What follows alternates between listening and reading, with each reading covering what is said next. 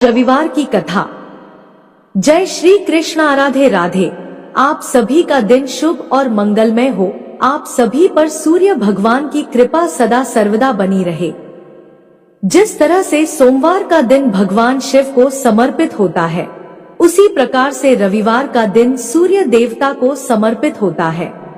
रविवार के दिन सूर्य देव की पूजा करने से तथा सूर्य देवता को अर्घ्य देने से जीवन के सभी दुख दूर हो जाते हैं, शारीरिक और मानसिक कष्ट दूर होते हैं और सभी प्रकार के सुखों की प्राप्ति होती है।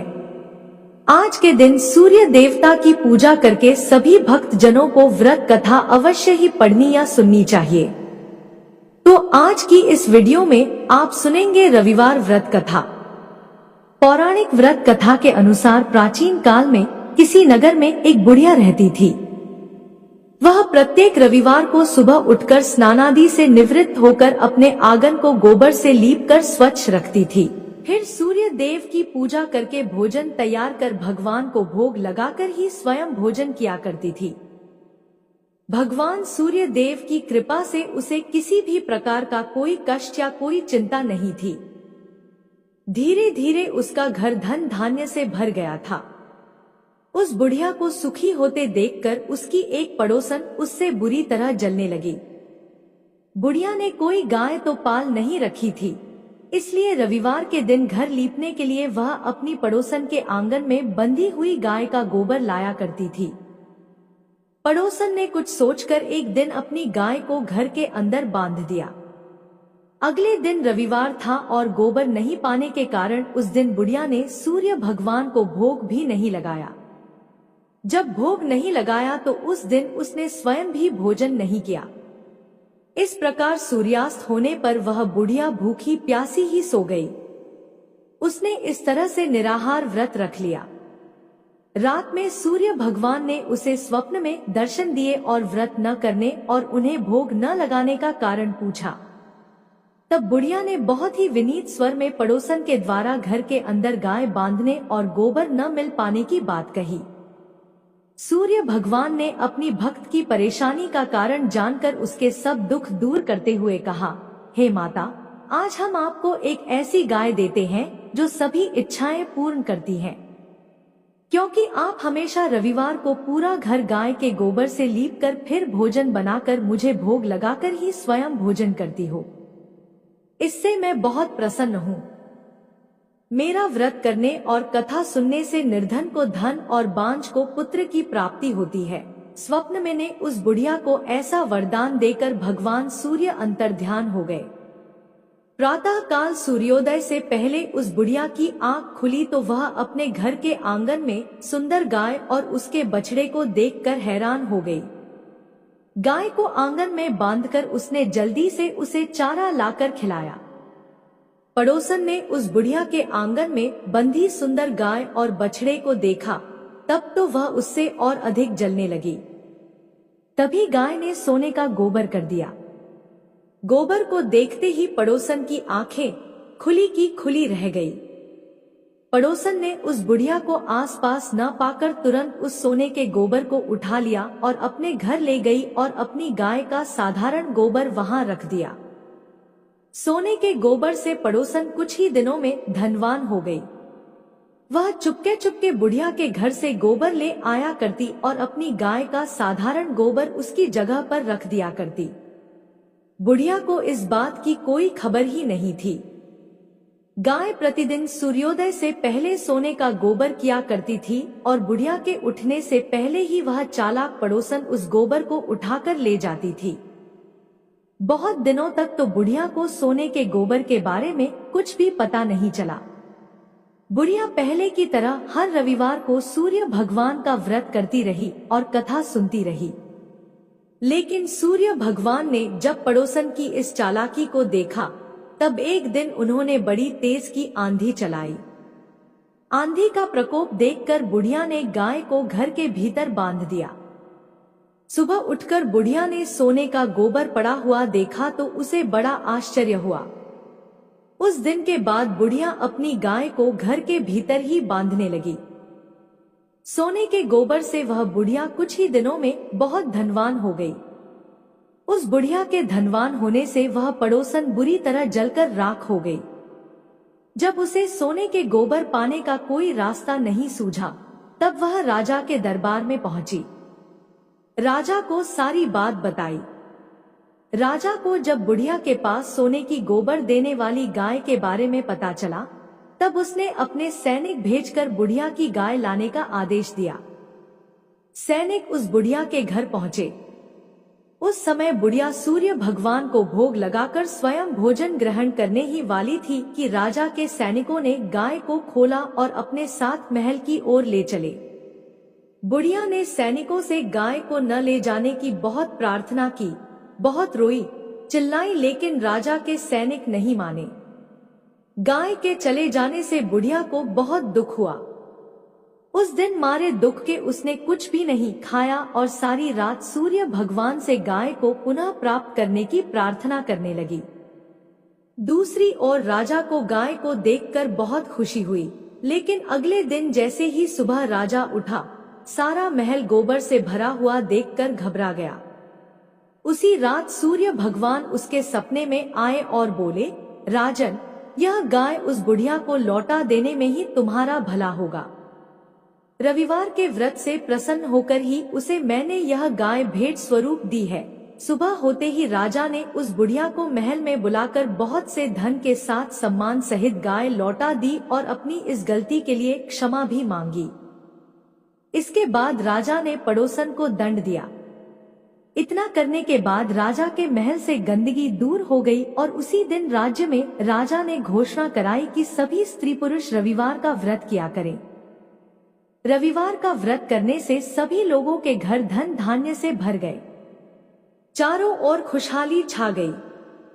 जिन्हें शारीरिक कष्ट था, उनके सभी शारीरिक कष्ट भी दूर हो गए। इस प्रकार समस्त नगर को सूर्य देव की कृपा प्राप्त हो गई।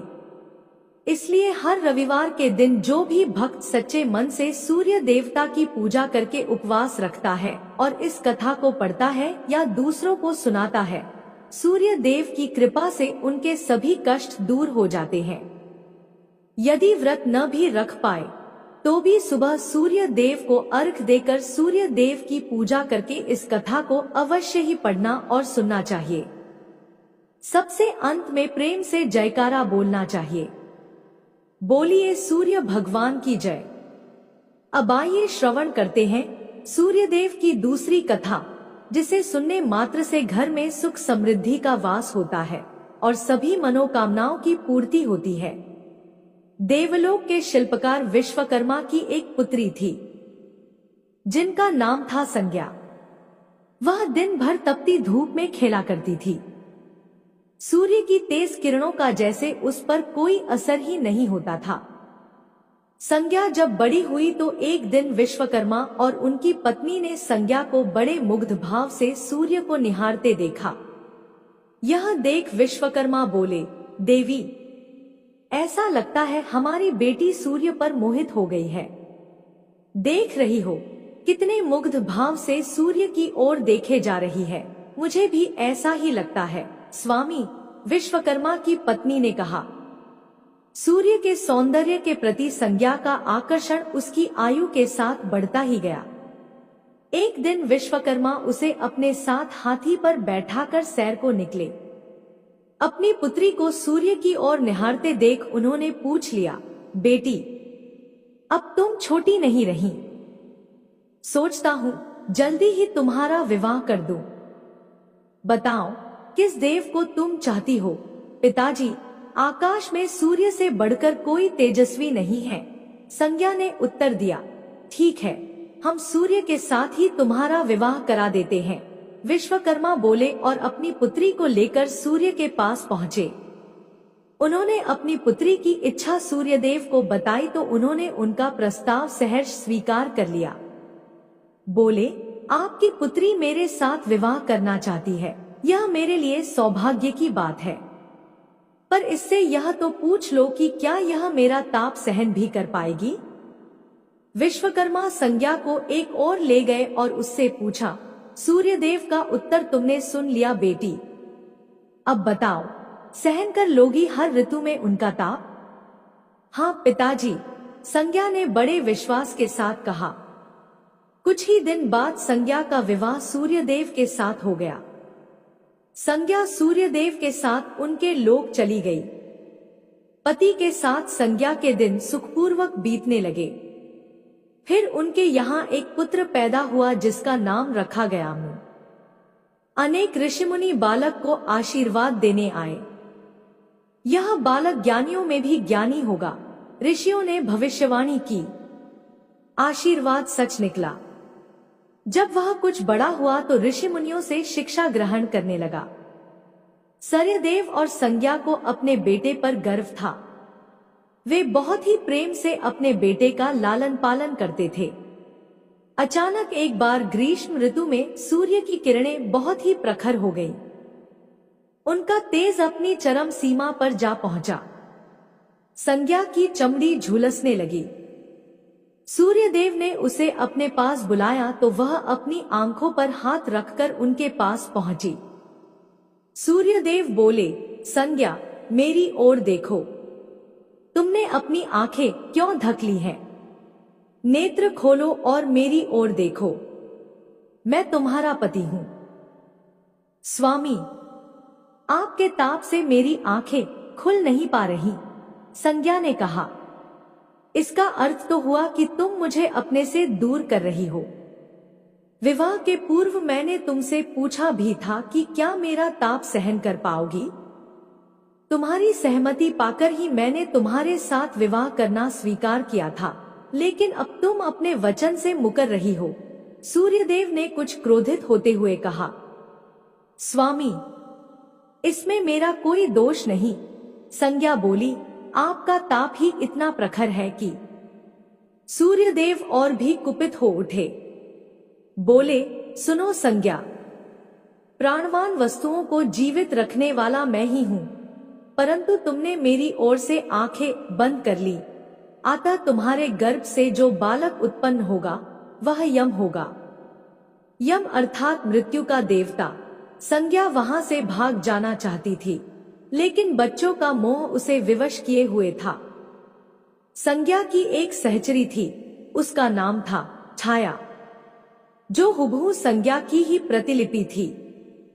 उसने इस विषय में छाया से मदद लेने का निश्चय किया। उसने छाया को बुलाया और अपनी समस्या बताई। सुनकर छाया बोली, मुझे क्या करना होगा? तुम संज्ञा बनकर मेरे पति के पास जाओ और उनकी पत्नी और मेरे बच्चों की मां बनकर वहीं रहो, संज्ञा ने कहा। उन्होंने मुझसे पूछताछ की तो कहना, मैं संज्ञा हूं, भेद मत खोलना। यह सब मैं करूंगी, लेकिन मेरी एक शर्त है। सूर्यदेव कभी मुझ पर बिगड़े या शाप देने लगे तो मैं सारा भेद खोल दूंगी, छाया ने कहा। ठीक है छाया, अब जाओ और मेरे बच्चों को संभालो। तुमने मुझे बहुत ही कठिन काम सौंपा है, संज्ञा। फिर भी मैं भरसक प्रयत्न करूंगी, छाया बोली और वहां से चली गई। उसके जाने के बाद संज्ञा सोचने लगी, मैं मायके जाती हूं। मां और पिताजी मुझे देखकर प्रसन्न होंगे। मैं कुछ समय वहां रहूंगी, परंतु पिताजी कहेंगे, स्त्री की शोभा पति के घर रहने में ही है। ऐसे ही विचारों में उलझी वह मायके को चल पड़ी। रास्ते में उसके मस्तिष्क में उलझने टकराने लगी। वह सोचने लगी, पिताजी जब मुझे लौट जाने को कहेंगे तब मैं जंगल में चली जाऊंगी। संज्ञा अपने मायके पहुंची। पिता ने उसका बड़ा सत्कार किया। बोले, आओ बेटी, सब कुशल मंगल तो है? नहीं पिताजी, आपने ठीक ही कहा था। ग्रीष्म ऋतु में मैं सूर्यदेव का ताप सहन न कर सकी। संज्ञा कुछ दिन वहां सुख से रही। एक दिन पिता ने उससे कहा, संज्ञा, तुम्हारे आने से मुझे बड़ा हर्ष हुआ है, परंतु विवाह हो जाने के बाद स्त्री को मायके में अधिक समय तक नहीं रहना चाहिए। अब तुम अपने पति के घर जाओ, फिर कभी हमसे मिलने आना। तुम मुझे बहुत प्यारी हो, किंतु पति का घर ही स्त्री का घर होता है। यही मैंने सोचा था, संज्ञा मन ही मन बोली और एक रात चुपचाप पिता का घर छोड़कर जंगल में चली गई। वह सोचने लगी, मैं सूर्य के सामने नहीं जा सकती, आता घोड़ी बन जाती हूँ। उस रूप में मुझे कोई पहचान नहीं पाएगा। घोड़ी का रूप धारण कर संज्ञा तपस्या करने लगी, सूर्य के ताप की शक्ति को कम करने के लिए। उधर छाया ने सूर्य के यहाँ जाकर संज्ञा का स्थान ले लिया था। सूर्य देव ने उसे संज्ञा ही समझा। वे बोले, तुम लौट आई मेरे यहाँ, क्षमा कर दो स्वामी, मैंने अपनी दुर्बलता को जीत लिया है। छाया खेद भरे स्वर में बोली, संज्ञा, मैं तो कब का तुम्हें क्षमा कर चुका, अब घर की जिम्मेदारी संभालो, बच्चों का लालन पालन करो, सूर्यदेव ने कहा। छाया ने कक्ष में लेटे दोनों बच्चों पर निगाह डाली और घर की जिम्मेदारियां संभाल ली। छाया इस घर में सुखी थी। वह प्रायः सोचा करती, बेचारी संज्ञा, कितना अच्छा घर त्यागना पड़ा उसे, क्या वह कभी नहीं लौटेगी। समय पाकर छाया को एक पुत्र हुआ। पुत्र पैदा होने के बाद वह कुछ चिंतित रहने लगी। मुझे यह नहीं भूलना चाहिए कि मैं संज्ञा की छाया ही हूँ। छाया ने एक पुत्र और पुत्री को जन्म दिया। अब छाया का व्यवहार बदलने लगा। वह अपने बच्चों से तो प्यार करती थी, लेकिन संज्ञा के बच्चों को ताड़ने और उनके साथ दुर्व्यवहार करने लगी। मनु ने तो विमाता के व्यवहार को नजरअंदाज कर दिया, लेकिन यम को उसका व्यवहार खटकता रहा। माता छाया का यमुना बहन के साथ ऐसा व्यवहार करना उचित नहीं। वह अपने बच्चों के साथ तो कितना अच्छा व्यवहार करती है। हम भाई बहन से नफरत, एक दिन तो हद ही हो गई। छाया ने यमुना के बाल पकड़े और उसे डंडे से पीटते हुए बोला, कमबख्तो, मरते भी तो नहीं, मर जाएं तो मेरा पीछा छूटे। जब छाया देर तक यमुना को पीटती रही तो यम से न रहा गया। उसने जाकर छाया का हाथ पकड़ लिया और गुस्से से बोला, बस माता, अब तुमने यमुना पर हाथ उठाया तो मुझसे बुरा कोई ना होगा। अच्छा, तेरी यह हिम्मत, मुझे धमकी देता है। ठहर, आज मैं तेरे पिता से इसकी शिकायत करूंगी। छाया क्रोध से सिहर उठी। छाया ने तो इस डर से सूर्यदेव से शिकायत न की कि कहीं उसका भेद उजागर न हो जाए, लेकिन यम और यमुना ने तंग आकर अपने पिता से उसकी शिकायत अवश्य कर दी। पिताजी, यह स्त्री हमारी माँ नहीं है, यम ने कहा। हाँ पिताजी, पुत्र माता से विमुख हो सकता है, परंतु माता की ममता कभी कम नहीं होती। यमुना भी बोल उठी, मैं देख लूंगा, तुम जाओ, डरो नहीं, सब ठीक हो जाएगा। ऐसा कहकर सूर्यदेव ने बच्चों को धैर्य बंधाया, लेकिन बच्चों के जाते ही वे सोच में पड़ गए। बच्चे ठीक कहते हैं, यह अवश्य कोई मायाविनी है। सूर्यदेव गुस्से में भरकर छाया के पास पहुंचे और उसके केश पकड़कर झकझोरते हुए बोले, सच बताओ, तुम कौन हो, अन्यथा मैं तुम्हें कठोर दंड दूंगा। ठहरिए स्वामी, भय से कांपती छाया बोली, माँ, मैं संज्ञा की छाया हूँ। वह आपकी देखभाल का भार किसी को सौंपे बिना नहीं जाना चाहती थी, इसलिए उसने मुझे आपके पास भेज दिया। वह कहाँ गई है? सूर्यदेव ने पूछा। अपने पिता के यहाँ। सूर्यदेव सीधे विश्वकर्मा के पास पहुँचे और उनसे पूछा, संज्ञा कहाँ है? वह तुम्हारे तेज से बचने के लिए यहाँ आई थी, विश्वकर्मा ने बताया। अब वह कहाँ है? मैंने ध्यान करके पता किया है कि उसने घोड़ी का रूप ले लिया है। वह जंगल में घूमती रहती है और तुम्हारे तेज को घटाने के लिए तपस्या कर रही है, विश्वकर्मा ने बताया। तो आप मेरा तेज घटा दीजिए, फिर उसे खोजने के लिए चलते हैं, सूर्यदेव बोले। विश्वकर्मा ने सूर्यदेव के तेज का 8वां भाग छांट दिया, जिससे उनका तेज घट गया। फिर वे संज्ञा को खोजने निकले। उन्होंने राहगीरों से पूछताछ की, तुमने इधर कोई घोड़ी देखी है? हाँ, एक विलक्षण घोड़ी को हमने नदी के पास विचरण करते देखा है, राहगीरों ने बताया। उसमें विलक्षण क्या बात है? वह घोड़ी मानवी भाषा में बोलती है, देव। तब तो वह अवश्य ही संज्ञा होगी, सूर्यदेव बोले। सूर्य घोड़ी के निकट पहुंचे और कहा, संज्ञा, मैं सूर्य हूं, तुम्हारा पति। अब यह घोड़ी का रूप त्याग दो। जब तक मेरी मनोकामना पूरी न होगी, मैं यह रूप नहीं त्यागूंगी। घोड़ी बनी संज्ञा ने उत्तर दिया। तुम्हारी मनोकामना तो पूरी भी हो गई, सूर्य ने कहा।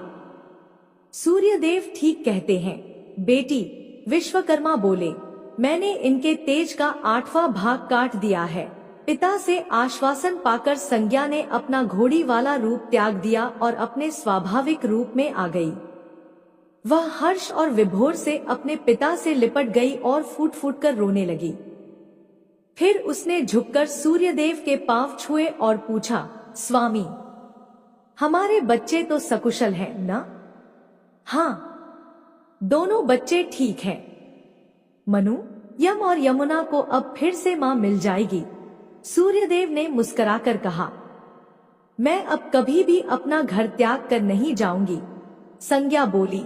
आप छाया को क्षमा कर देना और अपने साथ ही रखना। दोनों का मिलन देखकर विश्वकर्मा ने भी अपना आशीर्वाद प्रदान किया। जाओ और सदा सुख शांति से रहो। सूर्यदेव और संज्ञा सूर्यलोक पहुंचे और छाया और बच्चों के साथ आनंद पूर्वक रहने लगे। जय श्री सूर्यदेव।